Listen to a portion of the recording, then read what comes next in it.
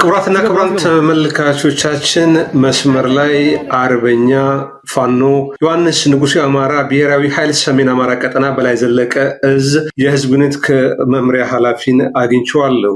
ዛሬ በበርካታ ቦታዎች በአማራ ክልል ከበድ ያለ ውጊያ ተደርጓል። ከውጊያው ጋር ተያይዘው ድል እንዳገኙም የፋኖ ኃይሎች እየገለጹ ነው። በተለይ የአማራ ፋኖ ብሔራዊ ኃይል ምስራቅ አማራ ቀጠና ምኒልክ እዝ በአርበኛ አደማሊ አባናደው ስም የተሰየመ ዘመቻ በማወጅ በአምስቱም ኮሮች በተመሳሳይ 3 ውጊያ መክፈት በርካታ ድል እንዳገኘ ተገልጿል።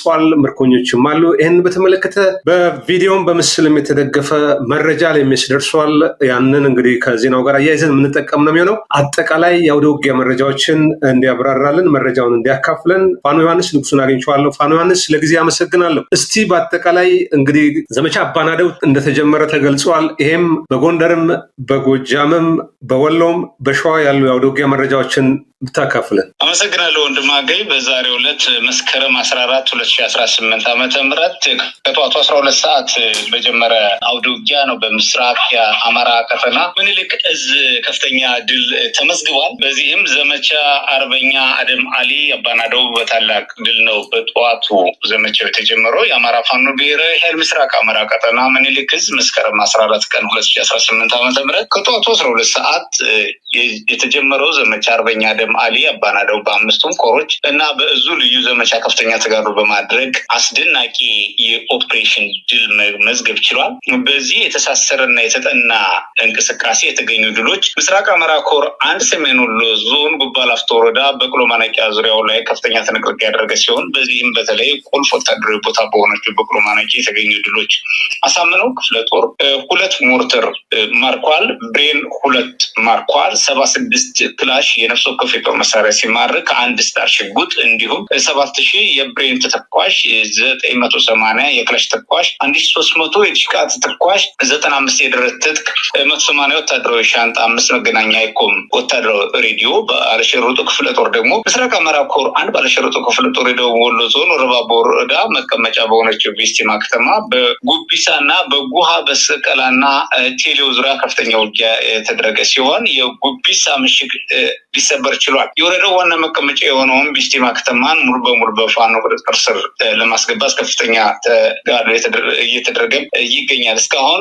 ባለው መረጃ የተደመሰሰ ጠላት 78 የቆሰለ 53 ሲሆን የተገኘ የተማረከ 7 የጦር መሳሪያ ክላሽኮፍ የጦር መሳሪያ ይገኛል። ባለሸርጡ ክፍለ ጦር የሀብሮ ወረዳ ቆላማ የአፋር አጎራባች አካባቢዎችን በመቆጣጠርና ህዝባዊ አስተዳደር እየዘረጋው የባለሸርጡ ክፍለ ጦር ዛሬ የሀይቅ የደሴና ኮምቦልቻ ቆላማ አካባቢዎችን ከልጅ ኢያሱ ኮር ጋር ጥምረት በመፍጠር ወደ ፊት እየገሰገሰ ይገኛል። ሀውጃኖ ክፍለ ጦር አንድ ዲሽቃ ማርኳል፣ 1 ስናይፐር ማርኳል፣ እንዲሁም 40 ክላሽኮፍ የነፍስ ወከፍ የጦር መሳሪያ ማርኳል። የብሬን ተተኳሽ 5000 የክላሽ ተተኳሽ፣ 3000 የወገብ ትጥቅ፣ 23 የክላሽ ካዝና፣ 18 10 ኤፍ1 ቦምብ እና 7 የሞርተር ቅንቡላ ተማርኳል ማለት ነው። በምስራቅ አማራ ኮር 1 አጠቃላይ የተደመሰ የተማረከ በተመለከተ የተደመሰ 1 ኮሎኔል ለጊዜው ማንነቱ ያልተረጋገጠ 100 አለቃ ኢሳያስን ጨምሮ 282 ያገዛዙ ሰራዊት፣ ምርኮኛ 18፣ የበቅሎ ማነቂያ አስተዳዳሪ አቶ አያለው ደሳለ ከነ ግብረ አበሮቹ በዚህ ግንባር በሰራዊታችን ተደምስሷል። ምስራቅ አማራ ኮር 2 ሰሜን ወሎ ዞን ግዳን ወረዳ ወንዳሽ ከተማ በቁጥጥር ስር ውሎ በተለይ እዚህ ከተማ ላይ በተደረገ አስደናቂ ተጋድሎ የተገኘ ድል ዞብል አምባ ክፍለ ጦር 3 ዲሽቃ፣ 8 ብሬን፣ 130 ክላሽ፣ 5 ስናይፐር፣ 102 ኤፍ1 ቦምብ፣ 282 ሞርተር 82 ሚሊሜትር፣ 1 ሞርተር 120 ሚሊሜትር፣ የሞርተር ቅንቡላ 30፣ ኦራል ከነተተኳሹ ኦራል የተሽከርካሪ ማለት ነው ከጫነው ተሽከርካሪ ጫነው ጭነት የተተኳሽ ጭነት ጋር በቁጥጥር ምንድነው ተማርኳል። 22000 በላይ ተተኳሽ ነው ኦራሉ ወታደራዊ ተሽከርካሪው ጭኖ የነበረው ተተኳሽ ሙሉ በሙሉ በሰራዊታችን እጅ ገብቷል። ካላኮርማ ክፍለ ጦር 1 ዲሽቃ፣ 2 ብሬን፣ 2 ስናይፐር፣ 89 ክላሽ፣ የብሬን ተተኳሽ 1500፣ የክላሽ ተተኳሽ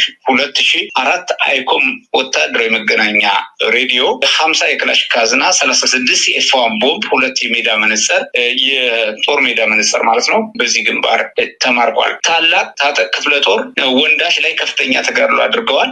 20 ክላሽ፣ 4 የድረት ትጥቅ፣ 4 ካዝና በምስራቅ አማራ ኮር 2 እንዳጠቃላይ የተማረከ የተደመሰሰ ምርኮኛ 147 ምርኮኛ የተማረከበት የምስራቅ አማራ ኮር 2 ከፍተኛ ምርኮ እጅ የሰጠበት ግንባር ነው። 147 ያህሉ እጅ ሰጥቷል ማለት ነው። በዚህ ግንባር 137 ያህሉ ደግሞ ተደምስሷል። ከፍተኛ የድምሰሳ ኦፕሬሽን የነበረበት ግንባር ነው። በከፍተኛ ቁሳዊ ጉዳትም ሰብአዊና ቁሳዊ ጉዳት ማድረስ የተቻለበት እና ስኬታማ የድምሰሳ ግንባር ነበር። በርካታ ወታደራዊ ቁሳቁስ ሬሽን በተመሳሳይ በውል በዝርዝር እዚህ ያልሰፈሩ ቁሳቁሶች ጭምር ተማርከዋል። ልዩ ዘመቻ ሰሜን ወሎ ዞን አንጎት ወረዳ አካል የሆነው ታላቅ ወታደራዊ ቁልፍና ስትራቴጂ ቦታ በተለይም ከወልዲያ ላሊበላ ከወልዲያ ባህር ዳር ያለው መስመር በቁጥጥር ስር አውለውታል። ገዥ መሬት የሆነውን ድልብን በተመሳሳይ ተቆጣጥሯል። በዚህ ውጊያም በርካታ ወታደራዊ መሳሪያ ነው የተማረከው። ድልብ ተራራው ነው አይደለ? ወታደራዊ ስትራቴጂ ቦታ የሆነው ድልብ ተራራው ነው አይደለ? ድልብ ቀጥል አርበኛ።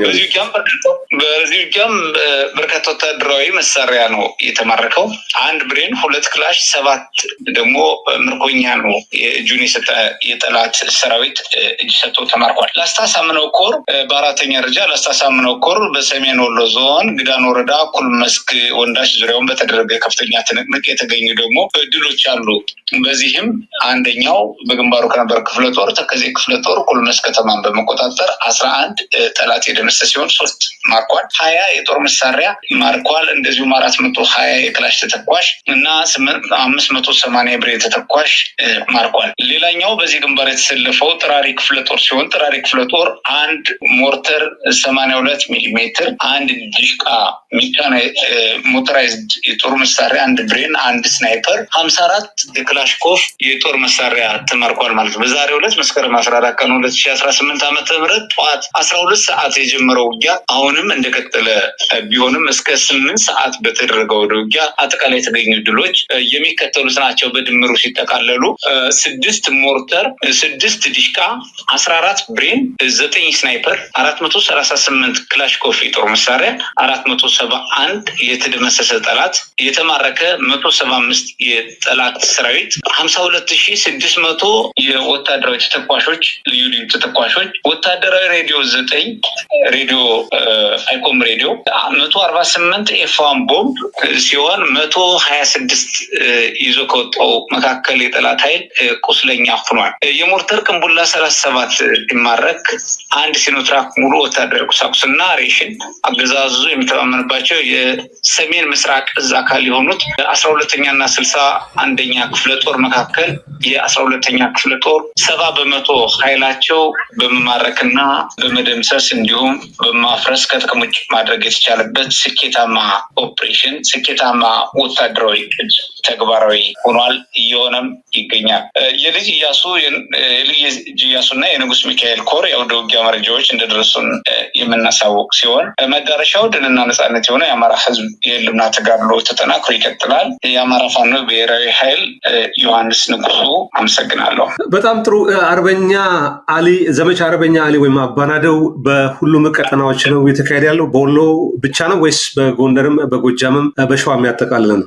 ለጊዜው ምስራቅ አማራ ምኒልክ እዝ ነው በአርበኛ አሊ ወይም አባናደው ስም ዘመቻ የከፈተው። በቀጣይ ያሉ መረጃዎችን ደግሞ እናሳውቅ ይሆናል። በጣም አመሰግናለሁ።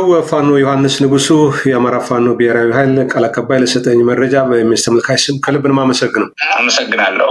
ክቡራትና ክቡራን ተመልካቾቻችን ዛሬ በሰሜን ወሎ በብዙ ቦታዎች ላይ የተደረጉ ውጊያዎች ያሉ የፋኖ ኃይሎች ድል እንዳደረጉ እየገለጹ ነው። የከባድ ተሽከርካሪ ኦራልን ጨምሮ መሳሪያዎችን ማርከዋል። ከ137 በላይ መከላከያ ሰራዊት መማረካቸውንም በፎቶ አስደግፈው ለኤምኤስ ልከዋል። ይህንን ለማረጋገጥ በሰሜን ወሎ የሚገኘው የብልጽግና መዋቅር ወይም አመራር ኤምኤስ ለማግኘት ምላሽ እንዲሰጥም ጥረት እያደረግ ነው። የወታደራዊ አዛዦችም ኮማንዶች ከኮማንድ ፖስት ኃላፊ የሆኑትንም በአካባቢው ለማግኘት እየሞከረ ነው። ምላሽ የሚሰጡን ከሆነ እዚህ መረጃ ውስጥ የምናካትት ይሆናል።